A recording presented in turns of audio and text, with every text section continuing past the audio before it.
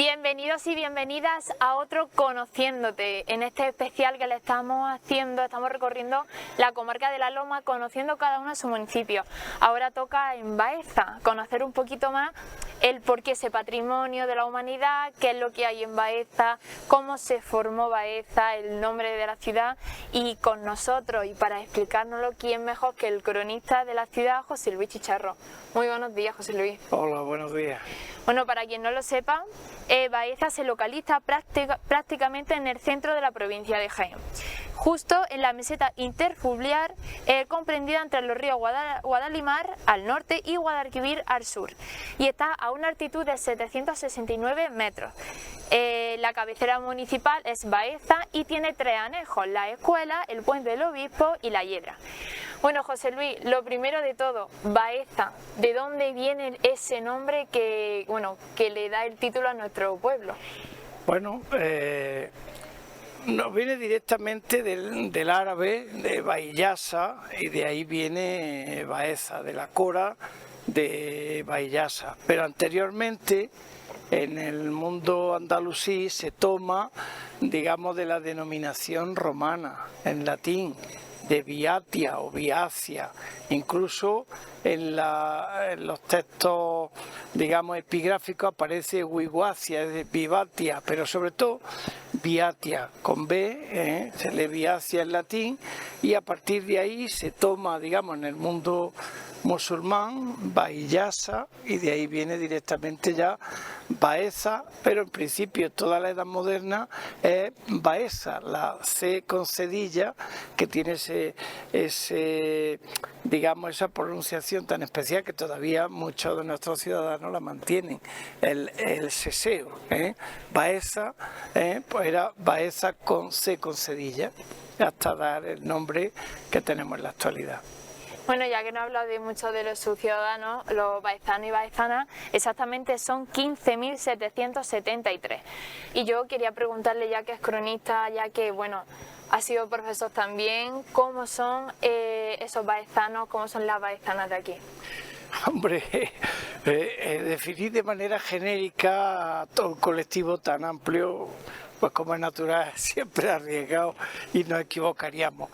Pero una población, digamos, netamente formal, cumplidores de sus tareas, de sus compromisos, que sienten su patrimonio, su ciudad, porque de otra manera no se comprendería que hubiera llegado tanto patrimonio a la actualidad. Son personas principalmente dedicadas al sector de la agricultura. Se está desarrollando mucho el sector servicios en las últimas décadas, y creo que, bueno, como decía una encuesta que se hizo en el siglo XVIII al corregidor, y no de mal parecido, así que un poco así de manera genérica. Luego, como es natural, pues cada persona es como es, pero en fin, hay un talante acogedor, un talante positivo de gente cabal. Y además, baezanos y baezanas que cuando salen de lo que es el municipio llevan muy por bandera el yo soy de Baeza, porque muchas veces salen y sí. ¿De dónde viene? Y muchas veces se dice antes soy de Baeza que de Jaén. Sí, sí, es verdad, porque en realidad es la patria chica, y la patria chica es nuestra ciudad, es Baeza. Entonces, ¿qué ocurre? Que nos sentimos pues muy pertenecientes a nuestra ciudad. Pero es que está justificado, hay un pozo histórico muy notable, muy importante.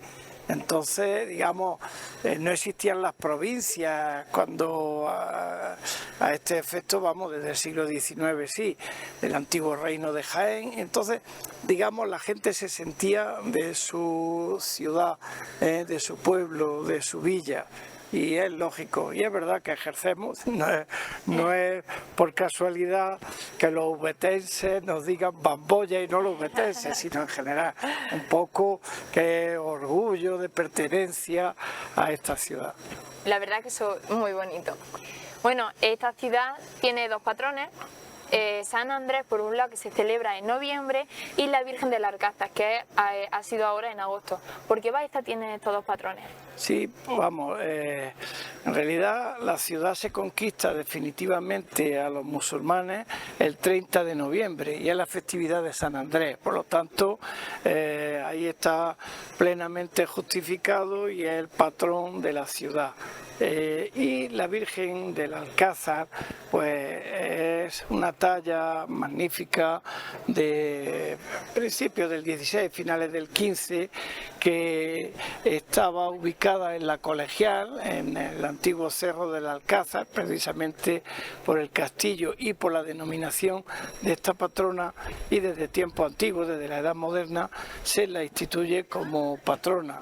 Es verdad que incluso ha tenido otros patronazgos la ciudad, pero esto está muy consolidado y hay una gran devoción, especialmente a la Virgen del Alcázar. De hecho, pues hay un movimiento importante en la ciudad pues, para la coronación de la Virgen desde el punto de vista canónico, y que siempre pues le han hecho rogativas especiales cuando la ciudad ha tenido su incidencia, aparte del Cristo de la Yedra, que todavía es más antiguo. Además que hablando de Virgen del Alcázar, pasa mucho en Baeza, que Baeza es muy cofrade, y aunque la gente es muy de su cofradía, por encima va la Virgen del Alcázar. Claro, eso pasa mucho aquí. Claro, es la patrona y hay pues un sello especial, hay muchas personas creyentes, devotas, que se pasan todos los días por la iglesia de San Andrés pues para visitar a su patrona. En fin, es como una comunicación directa con esta vocación, que al final es la Virgen en general, pero en particular en Baeza la Virgen del Alcázar. Bueno, José Luis, aprovechando que es el cronista, aprovechando que también es profesor de historia, a mí me gustaría preguntarle cuál es la fecha más antigua que se tenga constancia de la ciudad de Baeza. Vamos a ver, fecha como tal, que diga en un papel tal, es arriesgado, es decir, tenemos que irnos a la prehistoria realmente, porque ahora mismo que se están haciendo excavaciones en el Cerro del Alcázar, pues está claro que de la época del cobre y del bronce están apareciendo restos, y a partir de ahí pues numerosos también, incluso yo creo que de época anterior, pero bueno, en el Cerro del Alcázar, en otros sitios hay poblados neolíticos también dentro de los términos de Baeza, por lo tanto es la prehistoria, pero pues, si ponemos el Cerro del Alcázar pues podríamos hablar de hace 4.500 años aproximadamente, y a partir de ahí pues hay una serie de hitos importantes. Incluso hay un municipio romano como Municipium, con su nombramiento, etcétera, que ya son con datos concretos. Bueno, también estando aquí, ya que estamos delante de la catedral, a mí me gustaría que nos hiciese, pues, es una de las formas también de conocer un poco los municipios que en este programa que estamos haciendo. Es un paso cronológico, como yo digo, escoger esa máquina del tiempo, volver atrás, y aunque Baeza tiene muchísimo que contar, han pasado por aquí muchísimos pueblos, todos han dejado su marca, nos daría para horas y horas hablar de Baeza, pero como un paso por encima y que se viese como la evolución, paso de los árabes, la vuelta de los reinados cristianos, toda esa parte. ¿Cómo nos puede hacer una breve paso por la historia? Pues sí, es decir, desde la época prehistórica pues tenemos la época del cobre, la época del bronce, con un tipo de enterramiento en cista que se hacían bajo el propio poblado y que se están encontrando aquí en el Cerro del Alcázar. A partir de ahí el mundo ibérico pues también tiene su papel, y es un periodo cronológico que va aproximadamente desde el siglo VII a.C., siglo VI, hasta, digamos, que se produce la conquista de los romanos. Entonces, que estamos hablando de principios del siglo III a.C., pero que se mantiene su manera de ser y de, digamos, del mundo ibérico prácticamente hasta los principios de nuestra era. Luego, una vez que se produce la dominación romana, pues se declara como municipio, hay restos físicos y textos literarios que nos hablan de un templo, de distintos elementos propios de la arquitectura romana, y a partir de ahí la Alta Edad Media de la época visigoda. Hace unos días estuve viendo una estela, eso es claramente visigodo, y en una iglesia de nuestra ciudad, pero también A partir de ahí, desde la época visigoda, paleocristiana y visigoda, pues se produce posteriormente, digamos, la dominación musulmana. La ciudad se va a convertir al Islam. Y es quizás cuando se le dan las características murallas que luego se amplían y que van a coger ese perfil, hasta las murallas principalmente en el siglo XII. Habría que ver todos los avatares que se producen en el mundo musulmán. Está una figura muy importante en esa etapa que es Al-Bayazid, el rey de Baeza, el Miramamolín, como le llamaban los cristianos, y la ciudad se va a conquistar en un par de ocasiones por parte de los cristianos que vienen desde el norte, y una en el siglo XII, 1147, se pierde la ciudad, y después de la batalla de las Navas de Tolosa, que es 1212, en 1226, realmente, aunque lo celebramos y siempre se habla de 1227, pero es de verdad el 30 de noviembre de 1226, cuando la ciudad se incorpora a la corona de Castilla, y de ahí pues que se le den unos términos municipales muy amplios, porque es, digamos, la gran ciudad que hay pasado de Peñaperro, y entonces va a servir de cabecera de puente para conquistar el Valle del Guadalquivir. Ahí tenemos ya un periodo cristiano importante, se le dota de sede episcopal, se fundan la iglesia, se va desarrollando la población, y otros grandes hitos pues que ya tenemos es el siglo XVI, que es un siglo fundamental para la ciudad. Aumenta la población, aumentan las construcciones, las edificaciones, que podemos hablar después en otro momento. Siglo XVII se mantiene con como decía, la fundación de la universidad, del seminario conciliar, y digamos a partir de ahí empieza un cierto declive que se va a mantener prácticamente hasta los años 70 del siglo XX. Hay algunos intentos por levantar la ciudad, por ejemplo, en el siglo XVIII se crea una sociedad económica de amigos del país, que era la Sociedad de los Verdaderos Patricios de Baeza y Reino de Jaén. Eso se hace en el siglo XVIII y es la segunda económica que se produce, que se funda en España. Y entonces, digamos, hay como un declive, una gran ruralización de la ciudad a lo largo de los siglos XVIII, XIX y hasta pues en torno a 1970, que lo hemos conocido directamente. Esos son quizás así, grosso modo y rápidamente, sí, claro, rápidamente, los grandes hitos de nuestra historia. De la historia de nuestro municipio. Bueno, un municipio que, como ya nos ha comentado, ahora hablaremos de forma detallada de una de las construcciones.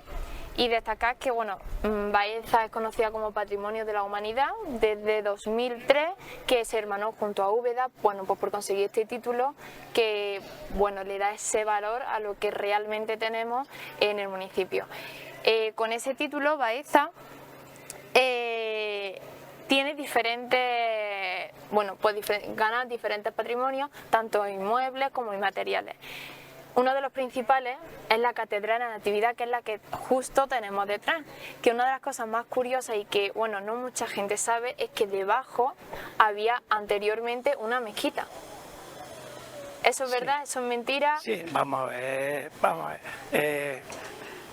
En los grandes etapas de nuestra historia, y no solamente en nuestra localidad, sino en otras, pues los grandes espacios, los grandes inmuebles, pues van a cambiarle la función. Antes que mezquita, parece que incluso aquí hay un templo de la época romana paleocristiana. Y efectivamente, esta sería la ubicación de la mezquita mayor o la mezquita de los viernes, que es la aljama, o la mezquita más importante. Y efectivamente, aquí estaba la mezquita. Hay algunos restos y hay, digamos, algunas descripciones pues, que nos la sitúan. Eso es cierto, hay que sorprenderse. Pasa como en la mezquita de Córdoba. Anteriormente a la mezquita estuvo la Basílica de San Vicente, después se convierte en mezquita y luego en catedral. Pues lo mismo, se sacraliza y se convierte en catedral. Es el espacio religioso más importante. Tenemos que tener en cuenta que hay una sustitución importante de población que viene con otra religión y que lógicamente pues tiene que tener su proyección, y aquí se hace en esta catedral. Primero con otra advocación y ya una vez que se conquista definitivamente la ciudad, pues con la Natividad de la Virgen, que es el gran relieve que preside esta portada que da a la plaza de Santa María, pues nos muestra un relieve excelente con la Natividad de la Virgen. Además, como curiosidad para quien no lo sepa, en el patio de la catedral todavía se puede ver restos de esa mezquita, que se ve perfectamente un arco que bueno, recuerda a lo de las mezquitas de Córdoba. Bueno, son capillas mudéjares, pero que en algunas puede ser incluso con algunos elementos anteriores al mudéjar. Para quien no lo recuerde, pues digamos el arte que se hace en la Baja Edad Media en las zonas cristianas, pero hecho por alarifes musulmanes, puesto que algunos pues seguían trabajando la manera, en fin, y tienen cabida en nuestra ciudad. Bueno, hablando del patrimonio de Baeza, podemos decir que en nuestro municipio se mezcla barroco, románico, renacimiento, hay incluso un poquito de trazas del gótico que se puede ver a lo largo de toda la ciudad. Vamos a seguir hablando un poquito de la catedral. ¿Qué nos puede decir de nuestra catedral? Pues la catedral es un templo muy importante, el templo, digamos, fundamental de nuestra ciudad, que tiene elementos, digamos, del mudéjar, tiene elementos góticos, tiene un espacio magnífico que proyectó Vandelvira, renacentista, pero partiendo de unos muros existentes anteriores. Y tiene por último un desarrollo del barroco en el gran retablo que preside la catedral y en muchas capillas y en distintos sitios. Pero vámonos, por ejemplo, de lo más de lo antiguo, y vamos a ir combinando. Por ejemplo, los pies de la iglesia, donde está la Puerta de la Luna, pues ahí tenemos ese muro que es del siglo XIII y XIV, que es mudéjar. El mismo arco de la Puerta de la Luna es un arco polilobulado, es decir, tiene pequeños lóbulos que son típicos del mudéjar. Luego un rosetón del siglo XIV, que ya es gótico. Y ahora, si nos dejamos, y la base del antiguo alminar de esa torre que se renueva en el siglo XIV, que hay un retablo heráldico en el exterior con un texto que dice que esta torre se renueva, si no recuerdo mal, en 1395, y entonces, pues digamos, hay una renovación del siglo XIV, y en el siglo XVI se renueva la torre de nuevo con un proyecto de Andrés de Vandelvira, y a partir de 1545 se empieza a construir. Esa torre se cayó en parte a partir de un rayo, parte de la cubierta, y luego se abre por la mitad, en torno a 1862 por ahí, y se arregla con un chapitel a 4 aguas que veremos en fotos antiguas, y luego ya en los años 60, finales de los 50 y principios de los 60, se intenta darle un poco el mismo aire de la torre del siglo XVI por parte del arquitecto Prieto Moreno. Entonces, si nos vamos ya al interior, la cabecera de la iglesia es una cabecera gótica, pero gótica ya del final. Es decir, los dos primeros tramos, tenemos una serie de bóvedas, de crucería, pues plenamente góticas, pero ya del siglo XVI, hay que tenerlo en cuenta.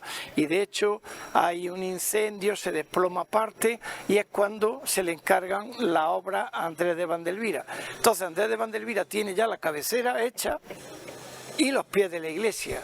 Y ahí él proyecta un espacio renacentista con esa maravilla de bóvedas vaídas, con esas columnas que son pilares, no son columnas, son pilares cruciformes con desarrollo de medias columnas, y crea un espacio maravilloso con un claristorio, es decir, con un conjunto de ventanas que permite entrar una luz diáfana que pues por la mañana es excelente porque está orientada al sur y también al norte, pero sobre todo el sur da una iluminación preciosa.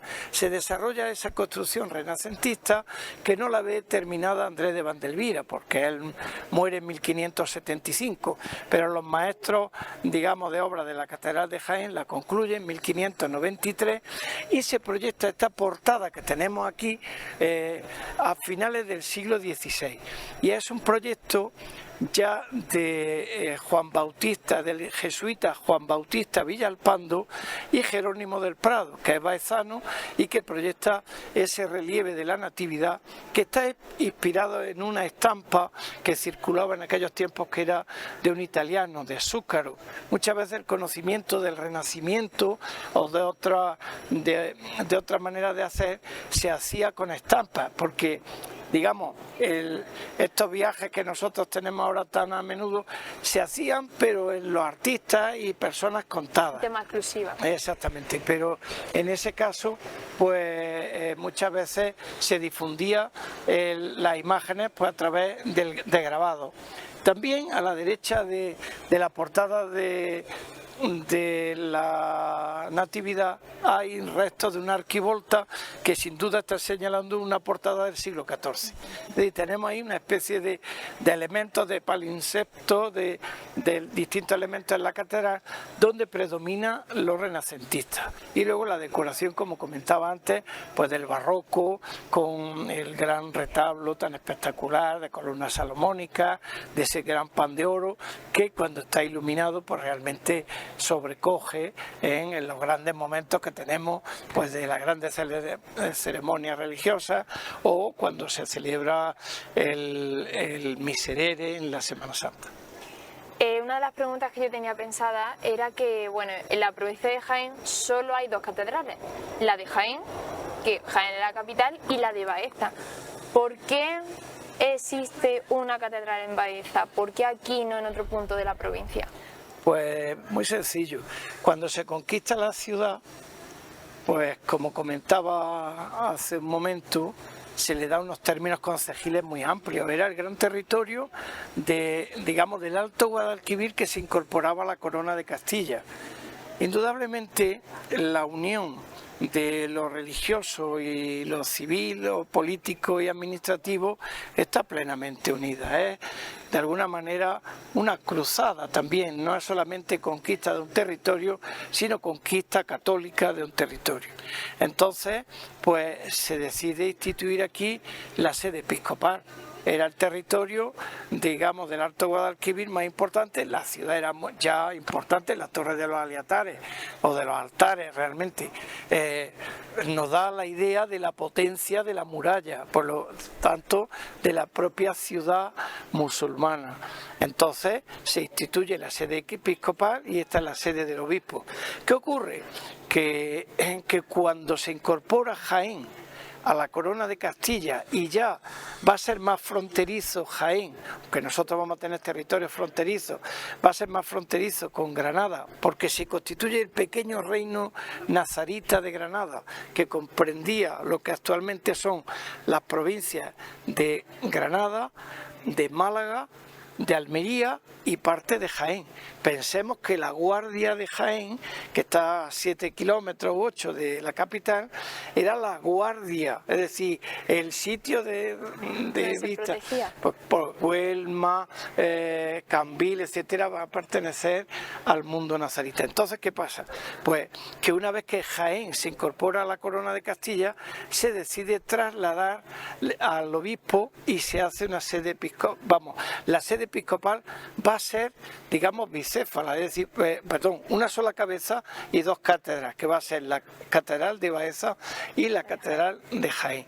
De hecho, la Catedral de Baeza tiene que tener, por norma canónica, un tercio de los canónigos que están en la de Jaén pertenecen a Baeza, y el deán, el actual deán de la Catedral de Jaén, es a su vez el de Baeza, y realmente la denominación del obispado sería o debería ser Obispado de Baeza Jaén, y hay personas que lo defienden con mucha vehemencia.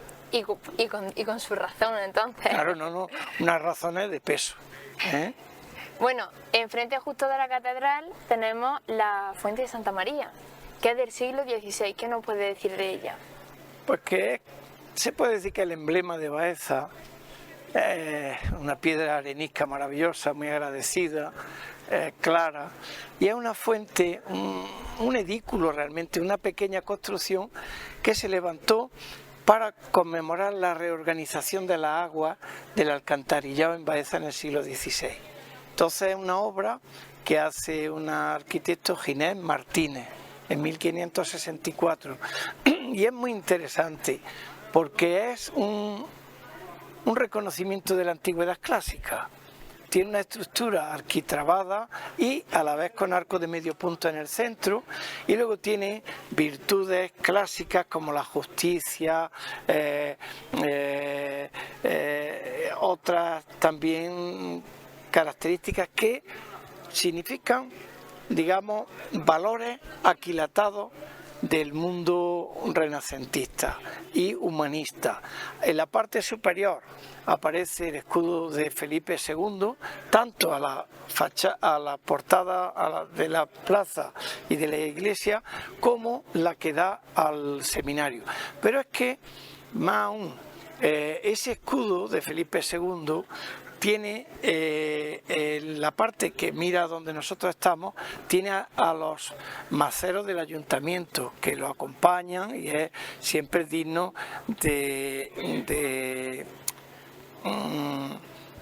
autoridad, es un signo de autoridad. Pero los dos tenantes que miran al seminario pues son dos personajes clásicos romanos. Uno es Mucio Cébola y otro Marcus Regulus. Eso lo pude yo ver porque no se había publicado y yo lo vi hace unos años, está desde siempre, pero como la fuente ha tenido también unas restauraciones y no se veía bien, y entonces Mucio Cébola y Marcus Regulus representa uno el empeño, el cumplimiento de la palabra dada, y otro también, digamos, la lealtad.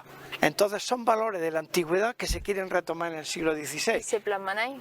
Exactamente. Luego la fuente ha tenido distintas intervenciones. En el siglo XVIII, aquí hay un medallón lateral, una intervención que se hizo, una importante reorganización también y mejora del alcantarillado que estaba en el siglo XVIII, muy mal, a cargo de un corregidor que fue Blas Tenorio de Mendoza, y entonces se quedó ahí su medallón, que fue el primer corregidor de letras que hubo en Baeza en el siglo XVIII. Y por lo tanto esta fuente luego se ha restaurado un par de veces, y la última de mano del arquitecto Pedro Salmerón Escobar, que es el arquitecto de la Catedral de Jaén, y bueno, es granadino, una persona que con mucha sensibilidad pues ha intervenido, y es un emblema de nuestra ciudad. Se ha recuperado el agua que durante mucho tiempo estuvo perdida, y en fin, es un lujo. Y bueno, y luego ya pues, como anécdota, porque es conveniente decirlo, Federico García Lorca, en su primer libro escrito, que lo escribió cuando tenía 18 años, pues dedicó a Baeza un capítulo que lo tituló Baeza, ciudad perdida, y cuando describe la plaza dice que la fuente de Santa María es como si fuera la punta de un iceberg, que está de un gran edificio, entonces tiene esa cosa agradable de este gran poeta, dramaturgo, que fue el poeta Federico García Lorca, y que conoció a Antonio Machado aquí en Baeza. Que eso más adelante lo comentaremos dentro de la anécdota, porque bueno, tuvieron su encuentro aquí en Baeza. Bueno, si seguimos para adelante, enfrente de la fuente está el seminario de San Felipe Neri, que actualmente es la Universidad La Unía, como más la conocemos. En la fachada siempre se han podido ver esa tipografía, ese escrito, y siempre se ha comentado que está hecho con sangre de animales. ¿Qué nos puede decir de eso? ¿Eso también es un falso mito, una realidad? Sí, lo de la sangre de animales, eso no es normalmente Almagra, y bueno, esto que lo he estudiado bien ahora ha sido la restauradora baezana, que recientemente Obregón, Teresa López Obregón, que pues lo ha analizado los pigmentos y demás. El edificio del seminario se levanta a partir de 1670. 1660-1670 por lo siguiente. En el Concilio de Trento vieron la necesidad de que se crearan seminarios, casas en donde se pudiera formar a los sacerdotes. Y en el antiguo reino de Jaén, en el obispado, pues decidió colocarlo en Baeza.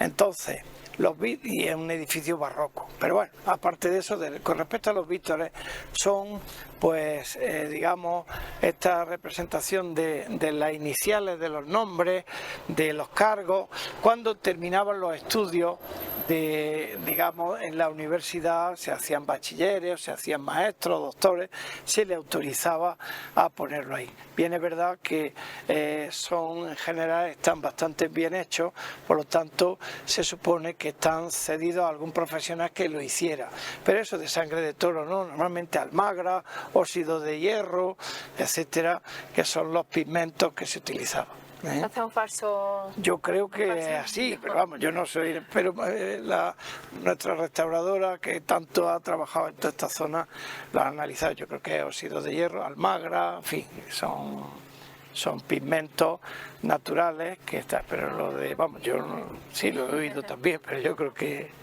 no. Bueno, como ven, nos hemos movido un poco de escenario para que puedan ver pues cómo ha quedado la restauración de las casas consistoriales altas, que si nos puede comentar un poquito sobre esta nueva restauración.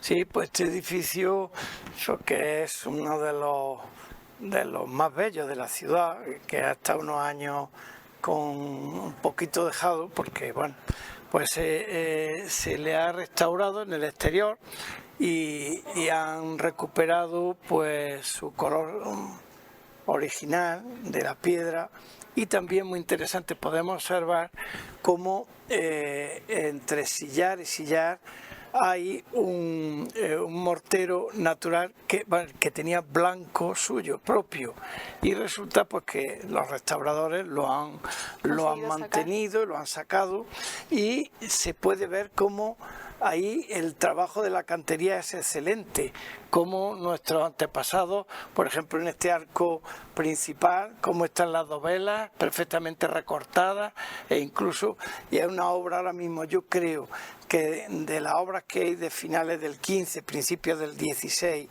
en la provincia de Jaén, para mi gusto es lo más bello, es trabajo muy delicado y que se ha recuperado felizmente hace unos meses. Y que ya podemos también lucir de ella nuestro patrimonio. Claro, es indudable. El patrimonio es una maravilla, pero requiere mucha inversión, como es lógico. Pero poco a poco, manteniendo, digamos, como un plan director, pues bueno, allegando recursos, pues progresivamente se puede ir recuperando todo.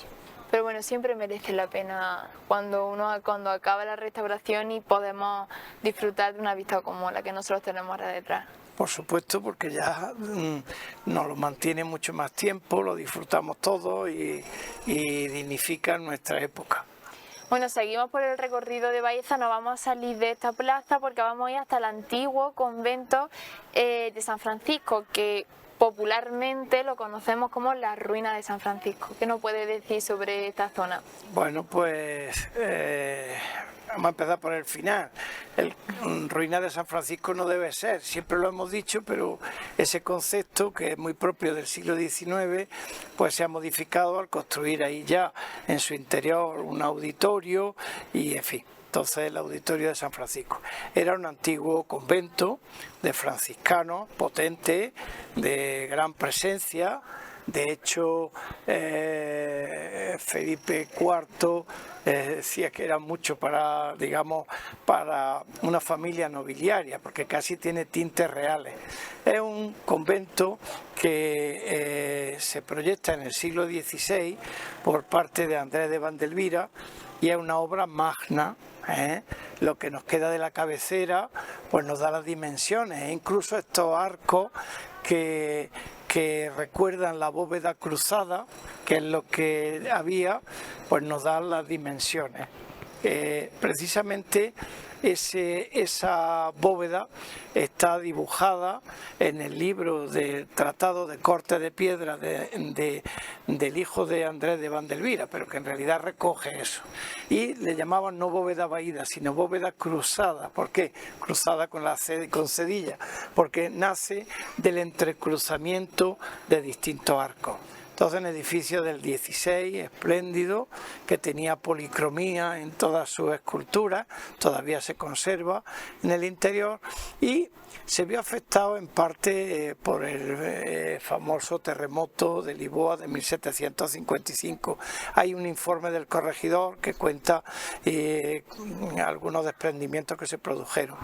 Y también ya en el siglo XVII se restaura esa bóveda, está documentado, pero en el siglo XIX tenemos un grabado de Parcerisa de 1848 en donde se ve ya la bóveda caída, se ve, pero se ve, está más recrecido con respecto, por lo menos en la parte del altar mayor. Entonces, un edificio hermosísimo, que la capilla mayor fue el enterramiento de don Diego Valencia de Benavides, por eso aparece el gran escudo de don Diego sostenido por tenantes romanos, y luego una serie de decoraciones escultóricas pues, que hablan de la resurrección de Cristo. Es decir, el alma del cristiano cuando morimos en la tierra realmente empieza un periplo hasta que llega al cielo y demás. Entonces todo el tema de los sacrificios, de los mártires, está el de San Lorenzo, está el de otros santos allí representados, y en la parte central del gran relieve que nos queda pues tenemos la resurrección de Cristo, tenemos la adoración de los pastores, la adoración de los Reyes Magos, figuras durmientes, todo eso pues de mitad del siglo XVI, y que parece que están labradas por un escultor que trabajó con Vandelvira en Úbeda, en la capilla del Salvador, que es Esteban Jamet, que luego se le abrió un proceso, pero bueno, no en relación a nuestra ciudad. Entonces, un gran edificio que se mantiene como tal hasta el siglo XIX, se desamortiza en tiempos muy tempranos, antes de la de Mendizábal, se ocupó en la época de los franceses como caballeriza, se ratifica en la época de Mendizábal, y a partir de ahí pues realmente es el concepto que tenemos de ruina. Se le rodeó de casas en los años 30 del siglo XX, de pequeñas casas, que es lo que tenemos más de 60 años, las recordamos perfectamente, y pues en el año 93 se restauró con un proyecto de la Consejería de Obras Públicas de la Junta de Andalucía, y ya pues hasta nuestros días como auditorio y demás. Entonces es un edificio pues importante desde el punto de vista arquitectónico del Renacimiento. Una pena que, bueno, porque se haya perdido tanta parte, pero también eso le da un toque de, bueno, marca de la historia, y de que no todo puede perdurar como por ejemplo tenemos la catedral. Claro, es indudable que el paso del tiempo implica unos deterioros, y luego los hechos históricos y la evolución de nuestra historia pues indica, en fin, lo que se llamaba la incuria de los hombres.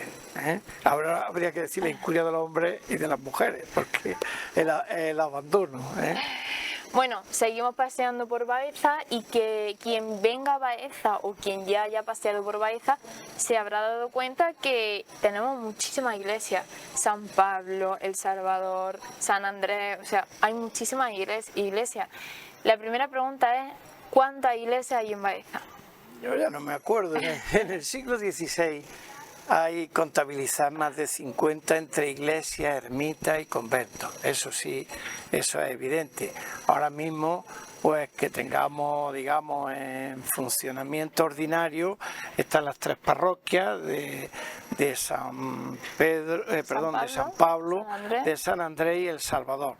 Y aparte tenemos el convento de los Descalzos, que se utiliza, tenemos el convento de San Antonio, la Magdalena, la Encarnación, San Ignacio. Es decir, el número es fácil de hallar, son 8 o 9, pero bueno, ya sabemos que tenemos un montón y que Baeza siempre ha tenido un peso grande en la iglesia. Se ha hablado por algunos autores que era la ciudad levítica por tantos sacerdotes, tantos frailes, tantas monjas, y bueno, no es por casualidad que aquí se cree una universidad para formar realmente a los religiosos, que es la antigua Universidad de la Santísima Trinidad, luego el seminario y tantas instituciones religiosas. Una de las curiosidades de la iglesia de San Andrés, digo curiosidades porque es donde la patrona, la Virgen del Alcázar, donde reside durante todo el año, es que parte de la iglesia se hizo con los restos de la muralla del antiguo Alcázar. ¿Cómo se formó la iglesia? Vamos a ver, hay una constante en el ser humano, es que hay que ser práctico en la vida. Entonces, si a lo mejor se está arruinado un edificio, pues se pide permiso al cabildo, al ayuntamiento para construir, para utilizar ciertos sillares, o pagando y demás. No es lo mismo ir a la cantera y coger, digamos, partir de la veta adecuada y hacer el sillar que sí está. Entonces, pues supongo que por ahí van las cosas. Esa iglesia es la que está más al norte de la ciudad. Si nos damos cuenta, la ciudad se va desarrollando desde el antiguo Cerro del Alcázar hacia donde estamos en este instante, donde está la catedral, y a partir de aquí se va desarrollando hasta donde está el paseo. Digamos, todo lo que son los portales de Mercaderes, la Alhóndiga, etcétera, es el límite amurallado.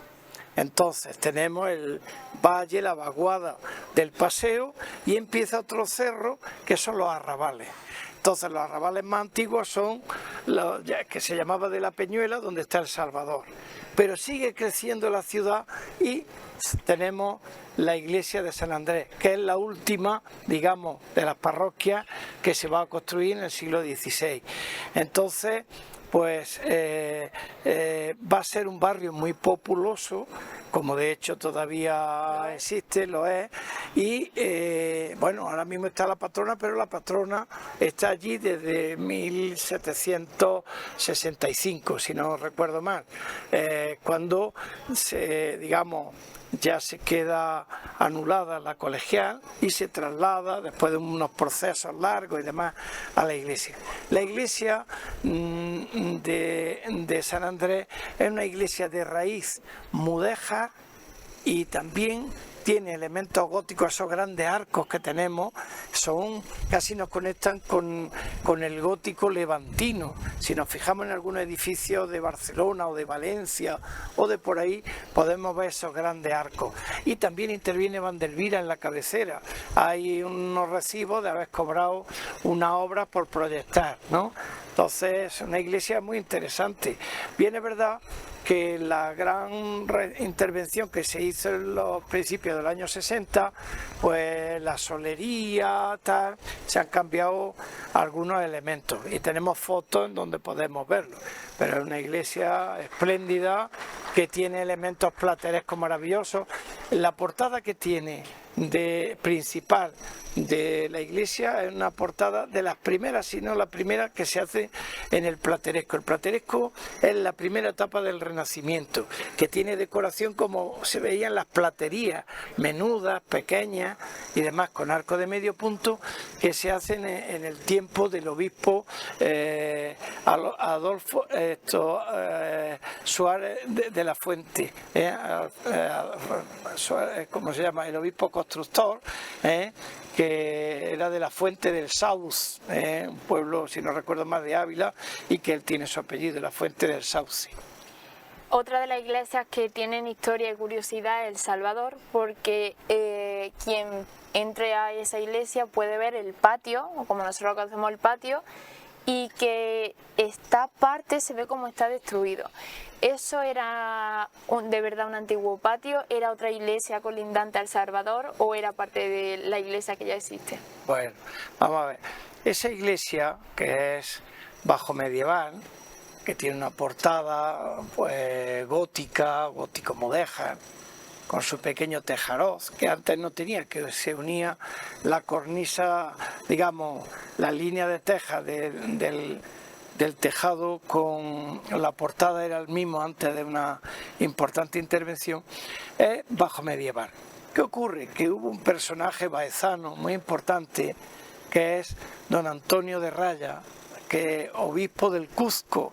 El Cuzco, una ciudad muy importante del mundo incaico en Perú, y obispo de esa ciudad. ¿Qué pasa? Que tiene unas rentas cuantiosas y era un baezano de pro importante, y él pues va a mandar fondos para construir la iglesia de San Ignacio, que allí está representado como una figura donante, y también pues quiere ampliar El Salvador, que es el lugar, si no recuerdo mal, donde había sido bautizado. ¿Qué pasa? Que manda fondos importantes y se empieza a hacer una gran basílica que tenía, digamos, la finalidad de sustituir la iglesia mudéjar o gótico mudéjar que tenemos en la actualidad una vez que estuviera concluida o avanzada la obra. Cuando muere don Antonio de Raya a principios del siglo XVII no se van a llegar más recursos económicos y entonces queda ahí pues a medio hacer. La iglesia antigua se mantiene y la anterior sin terminar, y esa es la explicación. Ahora eso sí, que se le pone esas grandes ventanales que había, pues eso es de hace muy poco tiempo, porque esos ventanales lo que daban pie a unas capillas laterales. Cuando se ha restaurado, se ha intervenido hace aproximadamente pues unos 50 años, pues se dejaron esos grandes, que era muy vistoso, pero pensemos una cosa para todos, que una iglesia medieval sería muy difícil que tuviera esas grandes arcadas abiertas. Ahora las disfrutamos porque estamos siguiendo una ceremonia religiosa y vemos la belleza de la piedra y todo. Toda esa es la explicación. Era una construcción del siglo XVI que iba a sustituir la actual. Se quedan sin recursos y se queda así. Y tiene una gran belleza, como se ha visto estos días, con Baeza a la luz de las velas, que verdaderamente se ha sumado todo este barrio, y la iglesia y el patio pues estaba precioso. Bueno, antes de terminar pues esta temática de iglesia, otra de las más importantes en Baeza es la iglesia del antiguo Hospital de la Purísima Concepción. Es decir, antes en Baeza había un hospital. Claro, bueno, realmente había 3 hospitales, 2 más pequeños, uno que estaba por la zona de las murallas y otro también, el Hospital de San Antón Abad, donde está actualmente la Casa de Cultura, el Archivo y la Biblioteca Pública. Entonces, pero había, y ese se utilizaba para un determinado de dolencia, pero había como una especie de hospital general que es el del Hospital de la Concepción. Entonces, un hospital que se levanta a finales del siglo XVI y que va a mantener su uso hasta después de la guerra. Es decir que, hay un periodo ahí en el que se levanta el actual, que está afuera, en el antiguo ejido, muy cerca de San Ignacio, y es un poco el que coge el testigo de ese hospital. Entonces el Hospital de la Concepción es un hospital importante y se conservan en el archivo municipal una importante documentación de la gestión, cómo se hacía, como todo, que en realidad ocupaba lo que actualmente es el Hotel TRH, que anteriormente fue un colegio menor dedicado a San Juan de la Cruz, gestionado por los carmelitas, y que, bueno, entonces la iglesia pues data de ese tiempo, y además ahí está dedicada a la Virgen con sus letanías, los símbolos de cuando se reza el rosario y esas cosas que se hablan de la Virgen como pozo de sabiduría, luz del sol, y aparece todo ese emblema representado. Ese hospital es muy importante. De hecho, ya se hizo una tesis doctoral que la hizo un paisano nuestro, Juan Almonací, sobre ese hospital, pero que da de sí para hacer muchos más trabajos, porque ha sido, digamos, el sitio de administración sanitaria más notable de nuestra ciudad, por lo menos durante de 300 o 400 años. Siempre Baeza tiene para hacer investigaciones de forma infinita. Bueno, la siguiente parada y la penúltima es la antigua universidad, que actualmente es un instituto de educación secundaria en la que si se visita se puede ver tanto un patio de columnas, lo que es la antigua aula de Machado, de cuando Antonio Machado estuvo quitando clases de francés, y también lo que es el antiguo Paraninfo. ¿Qué nos puede decir de estas construcciones? A ver, la universidad tiene su segundo emplazamiento, es el edificio del que me está hablando.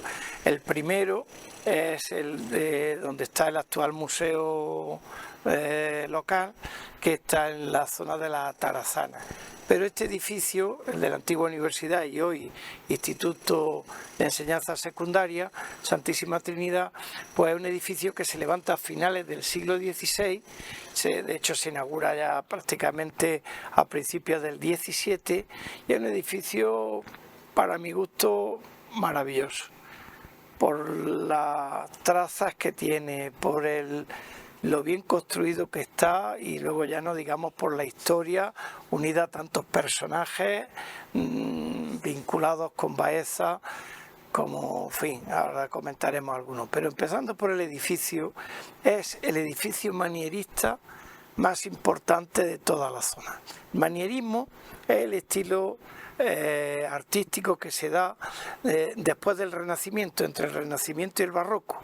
Ahí hay un periodo de tiempo, digamos, la segunda mitad del siglo XVI, que vienen muchas cosas de Roma y demás, de Renacimiento italiano, y los maestros que proyectan esa obra lo hacen. Manierismo viene a su manera un poco, es decir, es en este caso concreto de la arquitectura que utiliza los elementos clásicos de la antigüedad clásica de Grecia y Roma, pero utilizándolos de una manera más libre.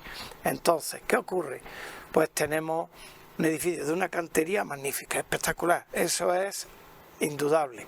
Entonces, es un edificio que tiene en el eje central de su puerta, pues tiene el tema de la Santísima Trinidad, un gran medallón, que ese se hace en el siglo XVIII por un escultor, Beriones, y luego una serie de ejes de simetría distintos, es decir, no tienen la misma distancia entre la puerta y la primera línea de ventanas que entre la primera línea de ventanas y la segunda línea. Entonces, los ejes de simetría cambian, es un elemento del manierismo. Los frontones se utilizan rectilíneos y mixtilíneos, eso cambia, y luego tiene una decoración geométrica maravillosa de rectángulos, rombos, círculos, semicírculos, hexágonos. Eso lo podemos ver en la portada, cualquiera que pase que recuerde esto muy bien, de la iglesia de San Juan Evangelista, que es la capilla de la universidad. Por lo tanto, un edificio estereotómicamente, es decir, la estereotomía es, digamos, la ciencia o vamos a llamarlo la manera de cortar bien la piedra.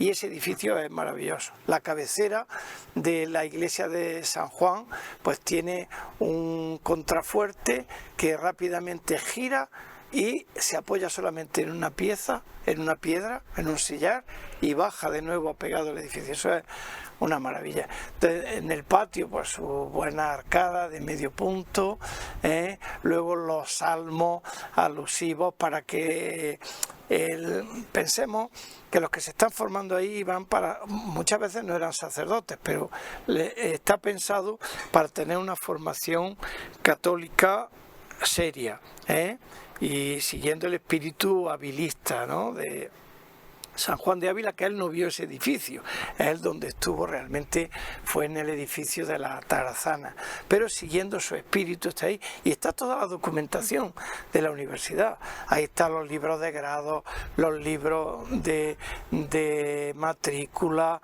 cómo eran los exámenes, todo. Yo he tenido la oportunidad de hacer algunos trabajos, incluso recientemente, y es que están ahí los nombres de los personajes que estudian.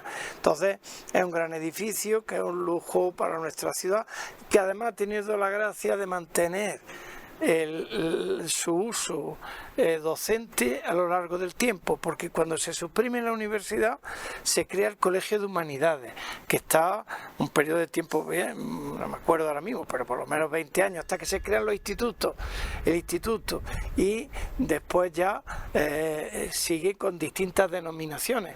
Pensemos además que ese instituto ha tenido pues alumnos de toda la provincia o de media provincia. ¿Por qué?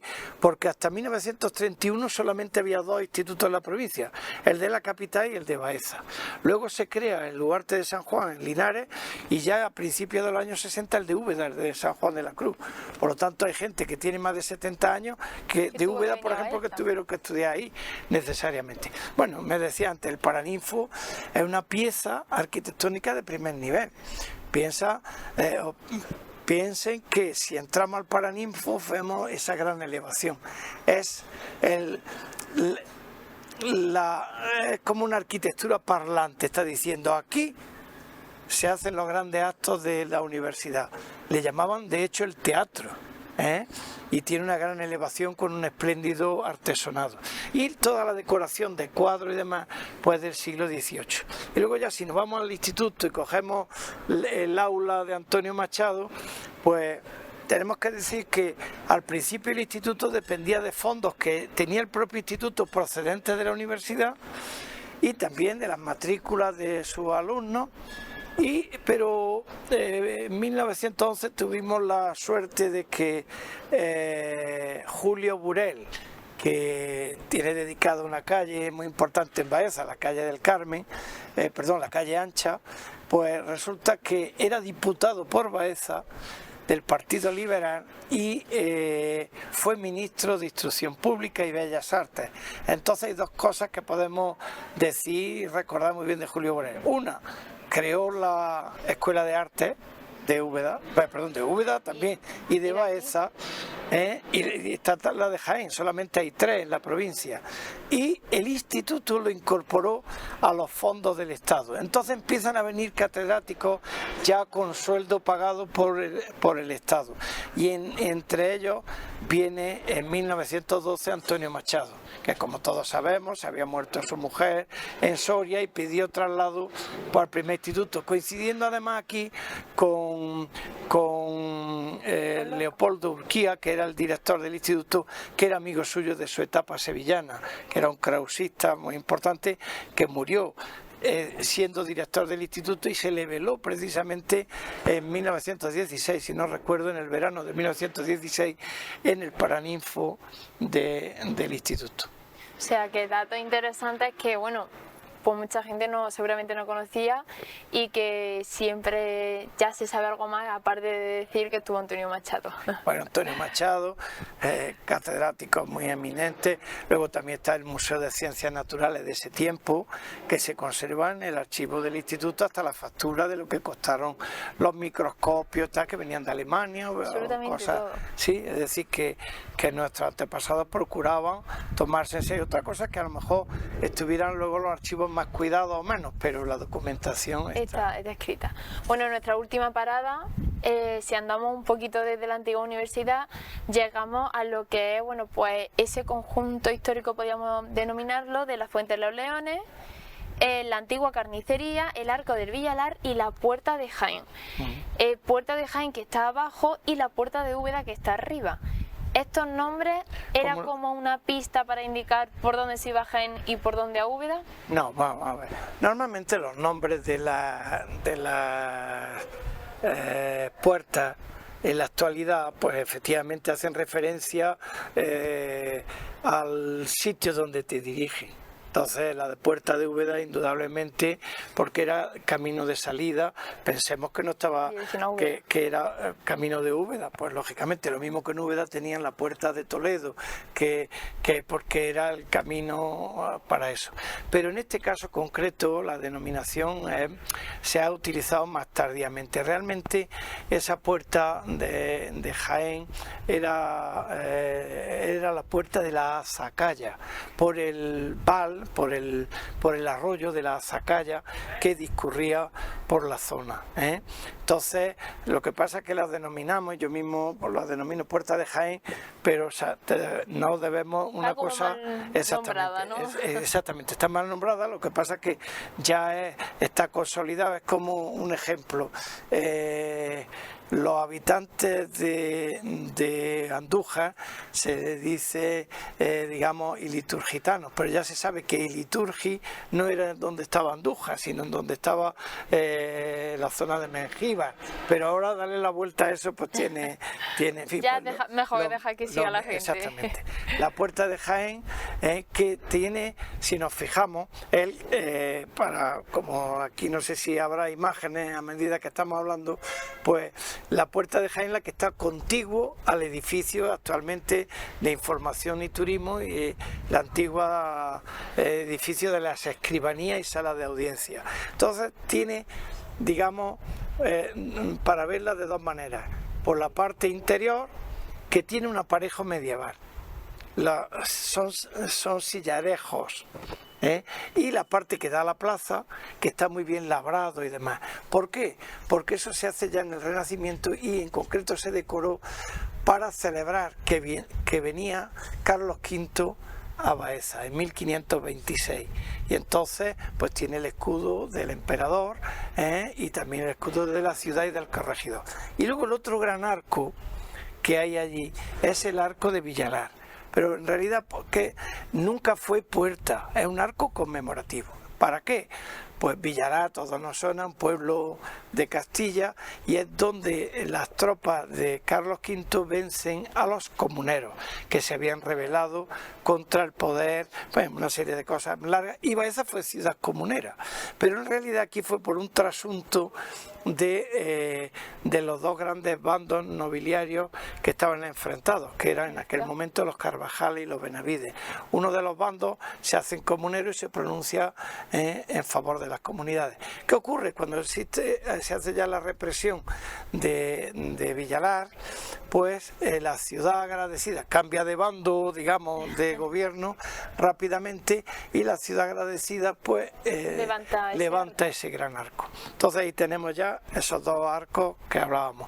El otro edificio, el de las casas, el de la sala de audiencia y la escribanía, pues la escribanía eran las notarías del tiempo, por eso hay distintas entradas, y la sala de audiencia donde se administraba justicia y se accedía por lo que siempre hemos llamado la escalerilla de la audiencia. Luego la fuente y el edificio donde están los juzgados, las antiguas carnicerías, pues tenemos que decir, para no engañar a nadie, que tanto la fuente se ha cambiado de sitio, tenía antes otra orientación, mirando hacia el paseo y más desplazada a lo que es ahora mismo la calle o avenida Eusebio Ortega, lo que es la carretera de Jaén en definitiva, y el edificio de las carnicerías que estaba pasado los dos arcos que hablábamos, junto al muro. Ahí estaba el matadero, que en realidad lo que era el lugar de sacrificio de las reses, y en la parte de atrás pues también había lugar de venta, y la fuente se retranqueó formando. Esto se hizo con un proyecto del arquitecto Pons Sorolla, y llevado a cabo por la Dirección General de Bellas Artes en torno a la declaración de nuestra ciudad como conjunto histórico-artístico, que se hizo en 1966. Esa fue un poco la culminación, donde ya se empiezan a dar una serie de normas más estrictas de protección del patrimonio. Entonces, pues se decidió y se configuró una plaza que realmente ha quedado estupendamente y demás. Y luego la fuente, pues una fuente, pues parece que de tradición clásica, pero eso que se habla de procedente de Cástulo y demás, por lo menos las figuras zoomorfas que hay no son de la antigüedad clásica. Y claro, y excuso decir ya el nombre de Imilce por la mujer de Aníbal. Eso yo creo, no hay una base científica que lo pueda decir.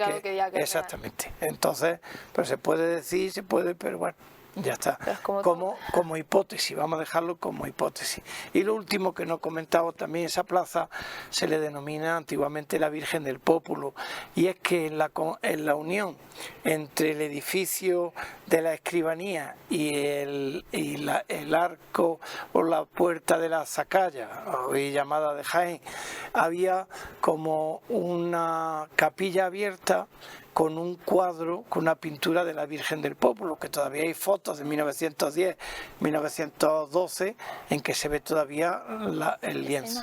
Ese lienzo, que era una manera de capilla abierta, porque según la tradición, una vez que se conquista la ciudad, ahí se hace la primera misa.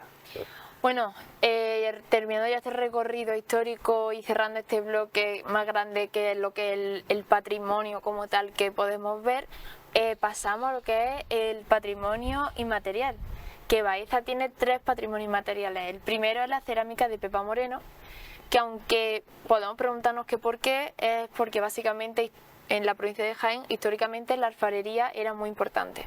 Con el paso de los años se ha ido perdiendo esa tradición y en Baeza la única artesana que queda que se dedica pues a esta labor es pues Pepa Moreno. Por eso le dieron lo que es este título de patrimonio inmaterial. Bueno, tenemos que distinguir una cosa. El patrimonio inmaterial de Baeza es muchísimo más amplio y más importante en el sentido siguiente. La inmaterial, lo que no se toca, esa memoria, todo lo literario que hay de Baeza, lo que escribe San Juan de la Cruz, que seguramente lo escribe en Baeza, los textos de don Antonio Machado, de Lorca, los textos de Pi Margall, de Antonio Pons, de una cantidad, ese es patrimonio inmaterial.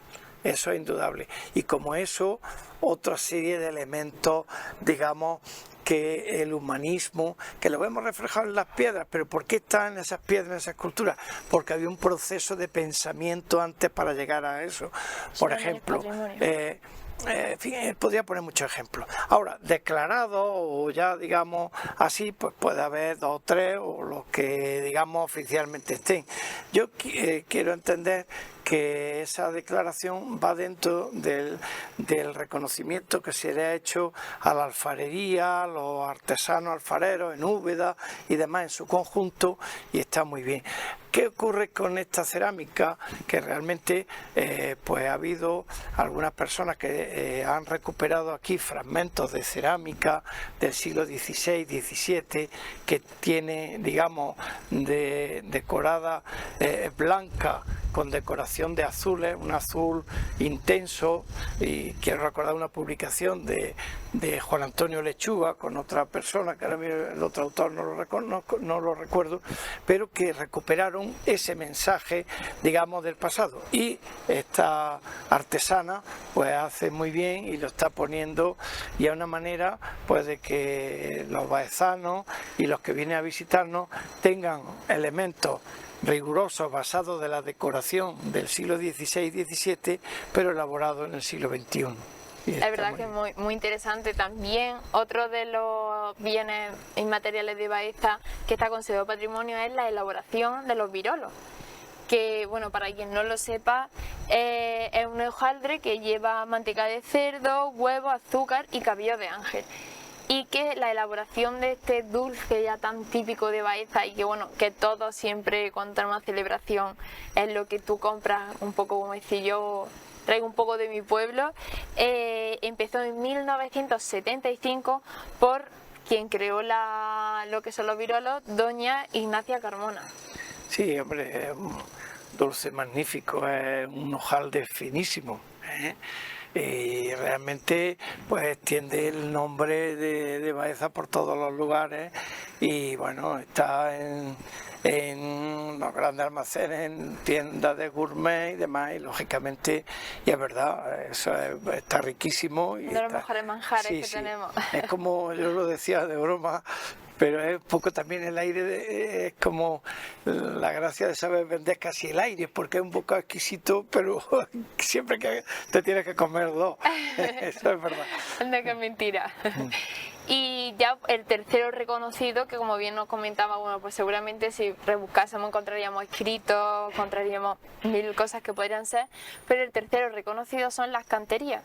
Y no por nada, sino por el trabajo que se hizo aquí en Baeza de restauración, que llegó tan lejos que, bueno, en 1575 la Corporación Municipal de San Clemente en Cuenca llamó al arquitecto Ginés Martínez de Aranda, que estaba aquí en Baeza, para que le terminase su ayuntamiento por la fama que había cogido la cantería aquí en Baeza.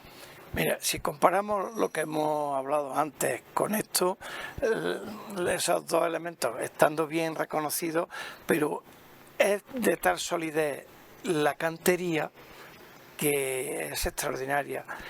Mira, ahí todos viajamos, todos podemos, si no, hacer un viaje virtual por tantos sitios y ver edificios, pero el hecho de que en nuestra ciudad, también en Úbeda, por supuesto, se le haya reconocido como Patrimonio de la Humanidad es que tiene un patrimonio notable, pero que tiene calidad, y calidad en el diseño y calidad en la ejecución. Y ahí está la cantería. Aquí hay unos talleres de cantería históricos de primer nivel. Este edificio que tenemos aquí detrás, que es el único que tiene el escudo de Doña Juana, reconocida por Doña Juana la Loca, en los edificios de la ciudad, nos muestra unos trabajos de cantería de finales del siglo XV y los primeros años del XVI de primer nivel. Pero si nos vamos al Palacio de Jabal V, lo vemos exactamente. Si nos vamos, vemos cómo están cortadas las columnas, los pilares de la catedral, igual. Es decir, es de una gran calidad, es una tierra de maestros canteros de primer nivel. Si nos vamos, antes he hecho referencia a la antigua universidad, igual. Es decir, que es que la cantería es un pilar básico de todo el patrimonio de Baeza. Hay unos maestros canteros que mantienen su tradición pues hasta avanzar el siglo XX. Podemos, donde está el actual hotel de los Palacios de los Salcedo, pues el patio en gran medida está hecho por un artesano, está rehecho, digamos, por un cantero, Blas Serrano, que ya está muerto. Quiere decir que esa tradición se ha mantenido. Pero cuando ya estaba languideciendo, pues se fundó en Baeza la Escuela Taller. Y tomaron el taller de cantería, y a partir de ahí, ¿qué ha pasado? Porque se fundó una empresa, un par de empresas, y han, pues todas estas fachadas que tenemos de piedra que la gente de Baeza ha querido hacer y del entorno, pues esa tradición se ha mantenido y ya de manera justificada a través de la docencia en la escuela taller. Por eso la cantería es un reconocimiento a un bien material, muy material, y material también por esas tareas, esa herramienta, ese conocimiento y esas personas, por supuesto, porque esto está asociado a un montón de nombres canteros que están en Baeza, que están por estudiar. Por ejemplo, el de la Universidad de Baeza, pues ahí hay varios nombres que no nos dicen mucho por sus nombres, pero que a medida que se vayan estudiando nos van a justificar plenamente los valores patrimoniales de ese edificio. Y reconocer que, bueno, que también sin ellos no tendríamos patrimonio. Claro, es un conjunto de elementos. Si no hay unos comitentes, digamos, unos promotores, que en este caso pues era el ayuntamiento, los nobles o la iglesia, vamos a hacer, eso es así, en la época histórica, pues no se podía hacer. Si no tenemos unos arquitectos, unos maestros canteros, bueno, es decir, un conjunto de elementos. Y luego ese edificio había que vestirlo, entonces tenemos maestros rejeros, herreros, tenemos maestros entalladores para hacer los retablos, los pintores. Es un conjunto, y cuando se concentra más es en el siglo XVI, XVII, pero no nos podemos dejar ni los siglos anteriores ni siquiera los posteriores. Bueno, ya como mencionado los virolos, vamos a pasar, como hemos hecho en los demás conociéndote sobre estos municipios, de la gastronomía, y no podíamos dejar este programa sin hablar de la gastronomía baezana. Los virolos, que todos los conocemos, los chíos, el bacalao a la baezana, las patatas a la baezana, los papajotes, incluso el lomo de orza, son los platos típicos de, bueno, pues de nuestra ciudad. Claro, es una gastronomía histórica y que se hace muy bien, ¿no? Y que se ha ido pasando pues de madre a hija, de generación en sobre todo, generación por generación, pero sobre todo esas mujeres mayores que eran un pozo de sabiduría y trabajadoras, se lo han pasado a sus hijos también, pero realmente vamos a ser sinceros, en este caso es más ahora, y entonces pues toda una tradición maravillosa en torno a la Semana Santa, precisamente pues para que pudieran disfrutar de esos días señalados, se hacían unos preparativos, las famosas cazuelas, tal, para poder tener tiempo libre, luego las magdalenas, todos los chíos, etcétera, y luego los potajes famosos, y bueno, y luego también pues el lomo de orza, pues ¿qué pasa? Para conservar, se hacían las matanzas en noviembre y demás, y luego para conservar esos embutidos, o en este caso la carne más tiempo, etcétera, y por supuesto procedente de la propia agricultura, las leguminosas, los buenos potajes, en fin, una gastronomía pues mediterránea, con el aceite este tan bueno que tenemos en nuestra zona y que históricamente siempre se ha producido, nunca con esta producción tan grande, que casi no lleva al monocultivo, pero que históricamente pues siempre ha estado ahí. Y que es digna de una ciudad patrimonio. Claro que sí, sí, es que es un conjunto de elementos, todo, no se dan las cosas aisladas, a veces las tenemos que estudiar de manera aislada, sí, y sale el especialista, claro, los humanistas, la iglesia, los nobles, los que quieren quedar, que tienen capacidad económica, eso nos llevaría a otras cuestiones sociales, también el vivir era mucho más difícil para la gran masa de la población, que prácticamente vive la subsistencia y demás, en fin, que todo tiene su principio, su fin, su cara y su cruz. Bueno, para finalizar, nosotros siempre tocamos uno de los bloques que, bueno, es como el más popular, por así decirlo, en el que se habla de curiosidades, de leyendas, de mitos, y una de las curiosidades que también, bueno, lo voy a enlazar un poco con personajes famosos históricos que pasaron por aquí, es un encuentro que hubo entre Lorca y Antonio Machado en el Casino de Baeza. Sí, bueno, eso está documentado porque incluso, vamos a ver, ahí hay un personaje que era Domínguez Berrueta, que era catedrático de la Facultad de Filosofía y Letras de Granada. Este catedrático, Domínguez Berrueta, le gustaba, introdujo en Granada pues hacer los viajes, a conocer patrimonio in situ, estas excursiones que yo mismo como profesor he hecho muchas veces, pero tenía su raigambre. Este profesor, Domínguez Berrueta, pues trajo a sus alumnos a Baeza en 1916, 1917, la hacía prácticamente todas las primaveras, y en 1916 Lorca, un joven universitario, pues venía con su grupo y entonces conocieron a Antonio Machado. Estuvieron en el instituto, le enseñaron por aquí, acompañados de un canónigo. Hay una fotografía muy bonita que muy entrañable, que en la puerta del ayuntamiento, en donde se ve al director del instituto, Leopoldo Urquía, también a un canónigo, Domínguez Berrueta, y un grupillo de estudiantes. Entonces, pues vienen aquí y conocen a Antonio Machado. Antonio Machado, pues que ya había publicado su famoso e importantísimo libro Campo de Castilla. Ya tenía su fama. Claro, entonces no es un hecho anecdótico, es un hecho real, histórico, documentado, porque entre otras cosas se publicó. Este profesor, don Miguel Berrueta, lo tenía bien organizado y uno de los alumnos tomaba nota como periodista, y en el noticiario de Granada está publicada la reseña de la visita a esta zona y a Baeza en concreto, e incluso pues cuentan cómo recoge las partituras que tocó el propio Lorca en el piano, y también las obras que el propio Antonio Machado leyó. Hubo una jornada literaria, pero no fue en el casino que conocemos, el casino de Baeza, ¿eh? Por lo menos alguien tendrá que demostrarlo de otra manera.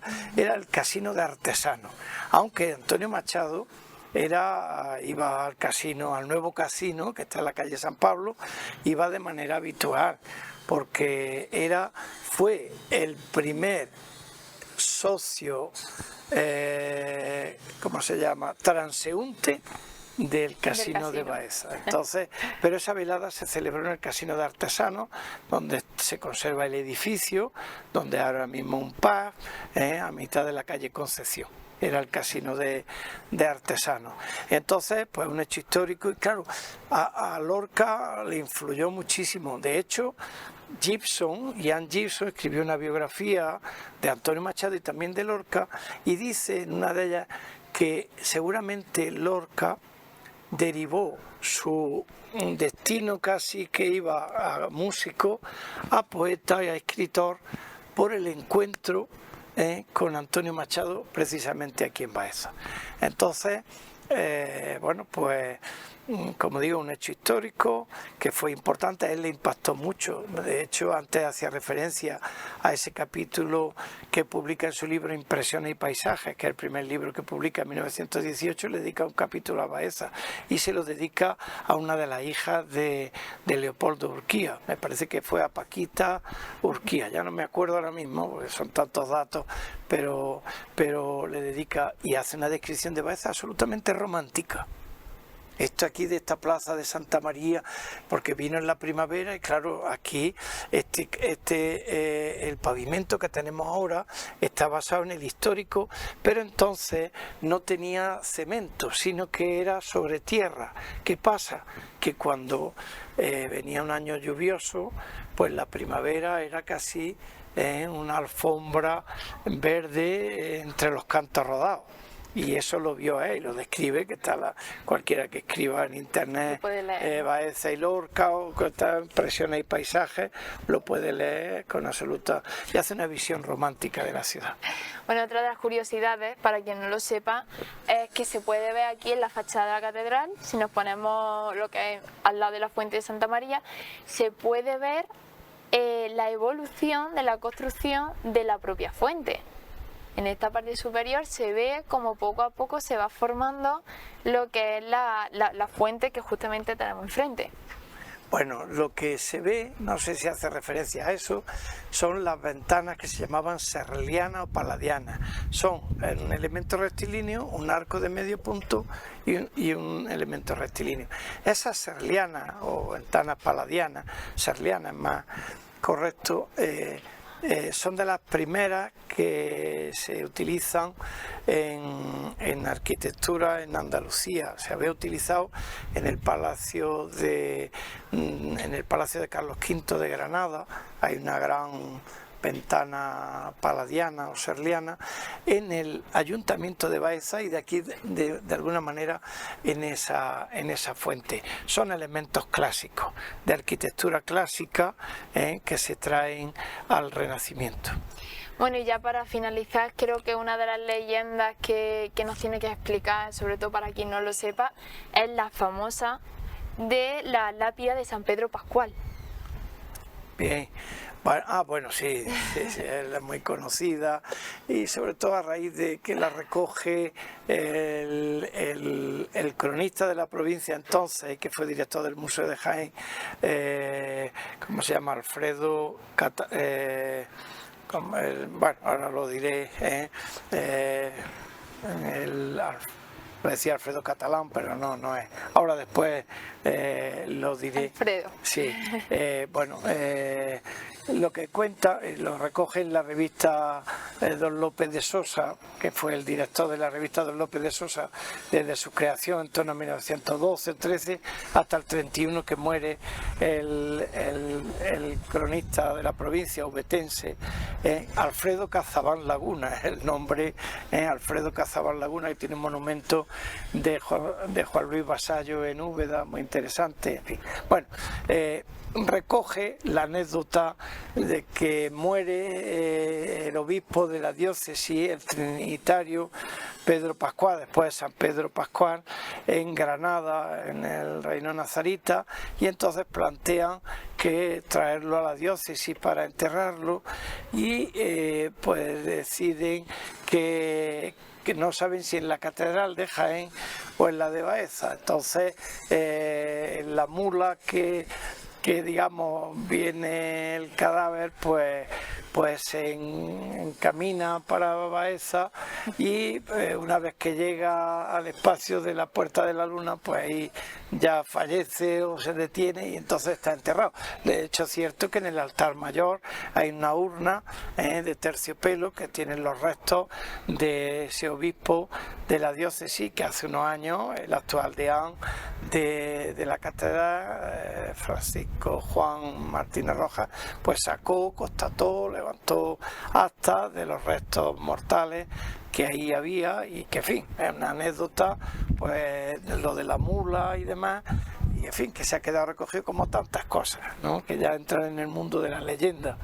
También da como forma a todo lo que es, pues, el turismo, y lo que es la parte también de la historia de un pueblo. Claro, siempre todo forma parte de los hechos históricos, y luego también por algunas leyendas, algunas cosas que es normal y que tiene su atractivo, pues cuando está explicando muchas cosas, a lo mejor yo soy más, me sujeto más al dato y demás, pero comprendo que en un momento determinado, pues contar una anécdota, pues siempre anima el cotarro y lo hace más distraído. Bueno, José Luis, seguro que nos dejamos miles de cosas en el tintero, porque una ciudad como Baeza tiene tantísimas cosas que contar, tantísimas cosas que ver, es patrimonio de la humanidad y lo es por algo. Pero esta entrevista la tenemos que acabar, para nuestra desgracia, porque nos encantaría seguir hablando de lo que tenemos, dando a conocer que mucha gente pues no sabe ver lo que estamos acostumbrados, que desde pequeños hemos crecido entre estos muros, y bueno, pues pasear por la catedral lo tenemos algo tan cotidiano que no sabemos apreciar lo que es de verdad pasear por estas calles. Muchísimas gracias por estar con nosotros, muchísimas gracias por contarnos todo lo que sabes sobre Baeza, por seguir siendo el cronista de ella, que es una representación de nuestro municipio maravillosa. Y espero que en otro momento que tengamos más hueco y más tiempo podamos seguir hablando de nuestro municipio. Bueno, muchas gracias por vuestro interés, y una de las labores del cronista es divulgar la historia de su ciudad, así es que, como es lógico, con mucho agrado estaré siempre, como siempre he estado, a disposición de vosotros. Gracias. Muchas gracias. Y nada, nosotros, después de haberles presentado la ciudad de Baeza, nos vemos en el siguiente Conociéndote.